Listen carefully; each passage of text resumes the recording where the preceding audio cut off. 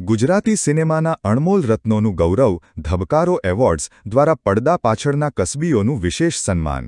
Gujarati film industry જ્યારે તેના ભવ્ય 94 વર્ષ પૂર્ણ કરી 95મા વર્ષમાં મંગલ પ્રવેશ કરી રહી છે, ત્યારે આ અવસરને યાદગાર બનાવવા માટે એક અભિનવ એવોર્ડ સમારોહનું આયોજન કરવામાં આવ્યું. નડિયાદવાલા ગ્રાન્ડસન એન્ટરટેનમેન્ટ, ધ મૂવિંગ મંચ અને હરફન મૌલા ફિલ્મ્સના સંયુક્ત ઉપક્રમે યોજાયેલા ધબકારો એવોર્ડ્સ DHBKARO એવોર્ડ્સ એ સિનેમાના એવા અનસંગ હીરોઝને સમર્પિત હતા, જેમના પરસેવા અને મહેનતથી ફિલ્મ પડદા પર જીવંત બને છે. સામાન્ય રીતે એવોર્ડ શોમાં ગ્લેમર અને મુખ્ય કલાકારોની બોલબાલા હોય છે, પરંતુ ધબકારો એવોર્ડ્સનો મુખ્ય હેતુ એવા કસબીઓને બિરદાવવાનો હતો, જેમને અત્યાર સુધી કોઈ મંચ પર યોગ્ય ઓળખ કે સન્માન મળ્યું નથી. સ્પોટ બોયથી લઈને ટેકનિશિયન સુધીના એવા અનેક કસબીઓ જેમના વગર ફિલ્મનું નિર્માણ અશક્ય છે, તેમને આ મંચ પર ગૌરવભેર સન્માનિત કરવામાં આવ્યા હતા. આ પ્રસંગે ગુજરાતી સિનેમાના ખ્યાતનામ કલાકારો અને દિગ્દર્શકોએ ખાસ હાજરી આપી પડદા પાછળના આ સાચા હીરોઝનો ઉત્સાહ વધાર્યો હતો.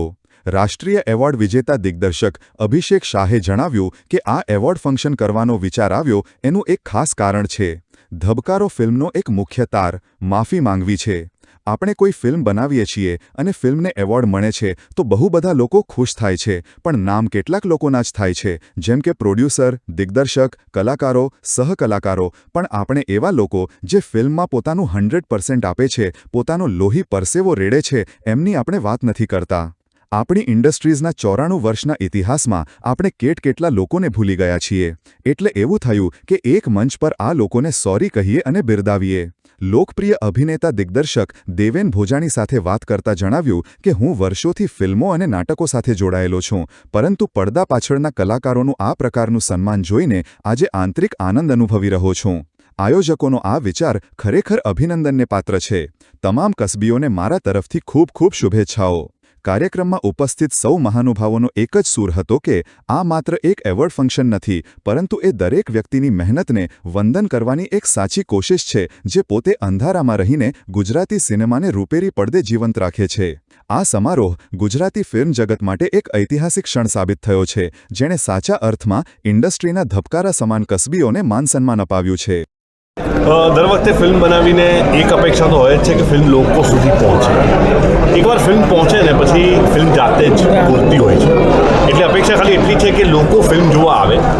એવો કોઈ અહીંયાથી દાવો નથી કે જો તમે આ ફિલ્મ ના જો તમે ગુજરાતી નથી, અથવા તો તમે અમારી ફિલ્મ જુઓ, અમારી ફિલ્મ બહુ ગ્રેટ છે. પણ હા, એટલું ચોક્કસ કહીશ કે આ ફિલ્મ તમને મજા કરાવશે, વિચારતા કરી મૂકશે ને તમને એન્ટરટેન કરશે. એટલા માટે હું કહું છું કે એન્ઝાયટી કે એવું બધું તો ઠીક છે, પણ એટલું ચોક્કસ છે કે ફિલ્મ જો લોકો જોશે તો લોકોને 100% ગમશે. એટલે એવી ઇંતજારી છે કે ક્યારે જલ્દી લોકો સુધી ફિલ્મ લઈને પહોંચશે.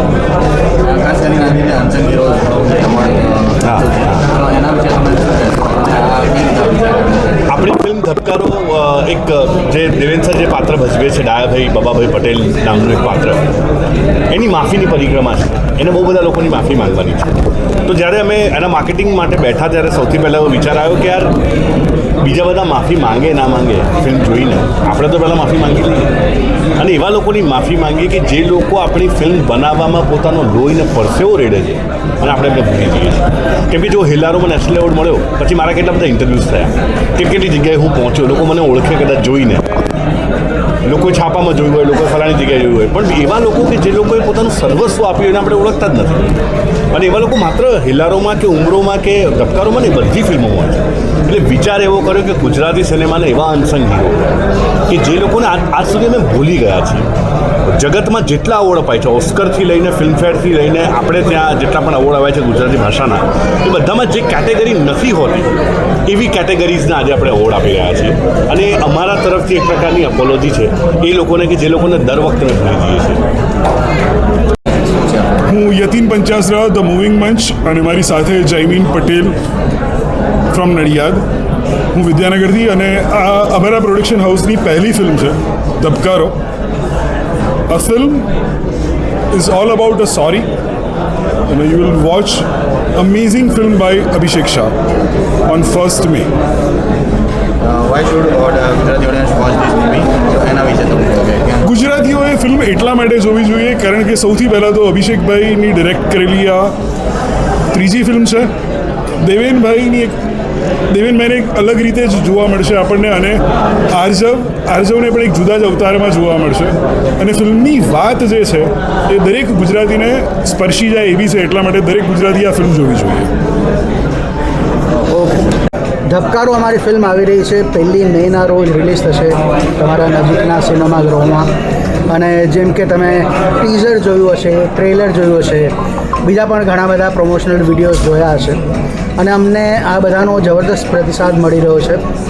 એનું કારણ છે કે ફિલ્મના જે પણ દ્રશ્યો કે એના સિવાયના પ્રમોશનના પણ જે પણ અમે ઇમ્પ્રોવાઇઝ કરીને કે જે પણ માર્કેટિંગ ટીમ કરીને જે કરી રહી છે, એવરીથિંગ ઇઝ વર્કિંગ. અને એટલી બધી અમને વોર્મથ અને સુંદર રિસ્પોન્સ મળી રહ્યો છે કે અમે બહુ જ ઉત્સુક છીએ ધબકારોના રિલીઝ માટે. અને ઓડિયન્સના એક્સપેક્ટેશન્સ દિવસે ને દિવસે વધતા જ ચાલી રહ્યા છે, તો થોડી ગભરામણ પણ થાય છે. પણ હા, સરસ ફિલ્મ બની છે અને લોકોને મજા આવશે. મારો રોલ સરસ રોલ, સારો રોલ છે. ઓનેસ્ટલી કહું, આ મારી લાઈફનો સૌથી બેસ્ટમાં બેસ્ટ રોલ છે. અને આવું હું દર વખતે નથી બોલતો. એ ચાહે હું ગટ્ટુના પ્રમોશન માટે ગયો હું, કે દુષ્યંતના પ્રમોશન માટે ગયો હું, કે દેખભાઈ દેખનો કરીમાં, કે ઓફિસનો પટેલ, કે બાખરવડીનો અન્ના, બધાના પ્રમોશન્સમાં અમારે અભિનેતાઓ જવાનું જ હોય છે. તો સરસ રોલ છે, હું ઓફકોર્સ બોલું જ છું. પણ આમાં હું એમ દાવા સાથે કહી શકું કે આ મારી લાઈફનો સૌથી સુંદરમાં સુંદર રોલ છે. આટલા બધા લેયર્સ જે આ પાત્રોને સ્ક્રિપ્ટમાં છે, અને અભિષેકભાઈએ જે રીતના એમને એ પાત્રને જે રીતના વણ્યું છે, ગૂંથ્યું છે, એ કમાલ જ છે. અને એક અદ્ભુત અનુભવ રહ્યો. અને પરફોર્મ કરતાં મને એક નવી જ અનુભૂતિ થઈ જે આની પહેલાં ક્યારેય નથી થઈ. સો આઈ એમ કીપિંગ માય ફિંગર્સ ક્રોસ કે મારી ઓડિયન્સને હું દર વખતે અલગ અલગ પીરસવાનો પ્રયત્ન કરું છું. તો આ વખતે ઓડિયન્સને 56 ભોગની થાળી છે એમ કહી શકાય. મજા આવશે. હવે અભિષેકભાઈ, સૌથી પહેલાં તો આ ફિલ્મ મને મળી એના માટે હું અભિષેકભાઈ અને તેજલબેનનો ખૂબ આભારી છું, અને આખી અર્પણ મોલા ટીમનો.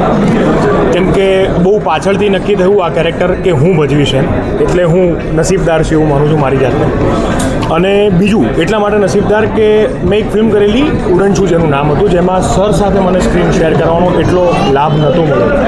પણ લકીલી આ ફિલ્મની અંદર હું જ્યારે છું ત્યારે માત્ર સર સાથે છું, એટલે મને ઘણી બધી મજા આવી. સર સાથે શીખવા એટલું બધું મળ્યું, કેમ કે બહુ ઓબ્વિયસલી એટલો બધો અનુભવ છે, એમનો બહોળો અનુભવ છે. એમની સાથે કામ કરતાં એમની થોટ પ્રોસેસથી લઈને બધું એ બધી જુદી વાતો છે. પણ બહુ જ મજા આવી. અને ખાસ કરીને જ્યારે આટલો અનુભવ હોવા છતાં પણ જ્યારે તમારી સાથે એ કામ કરતા હોય તો એટલા હમ્બલ ને એટલા જ તમારી સાથે તમારા લેવલના લઈને બહુ સુંદર રીતે કામ કરતા હોય છે. ખાલી ચટપટી વાતો નથી કરતો, સાચી વાત કરું છું. સર બાજુમાં છે, ઊભા છે, એટલે પણ હું અહીંયા એડ કરીશ કે શીખીએ આપણે બધા એકબીજા સાથે. I also learn a lot from this younger generation, and I mean it when I mean it કે ઘણીવાર એમનો અપ્રોચ એટલો સુંદર હોય છે કે એ પર્સપેક્ટિવથી મેં કદાચ ન વિચાર્યું હોય તો હું એ ઓબ્ઝર્વ કરું કે હા આર્જવે આ સરસ કર્યું. તો એટલે we all learn from each other. Thank you sir. So આ જે જોયું એ પ્રકારની એમની મોટાઈ દર ફેરી રહે છે સેટ પર બી, અને બહુ મજા આવી કામ કરવાની. કાનાનું એ પાત્ર એટલું સુંદર છે કે આપણે શ્રી કૃષ્ણ ભગવાનને જાણીએ છીએ, શામ દામ દંડ એ પ્રકારની ઘટના એમના એ આ પ્રકૃતિમાં તમને દેખાશે. કાનાની સારથીનું એક પાત્ર તમને દેખાશે આની અંદર.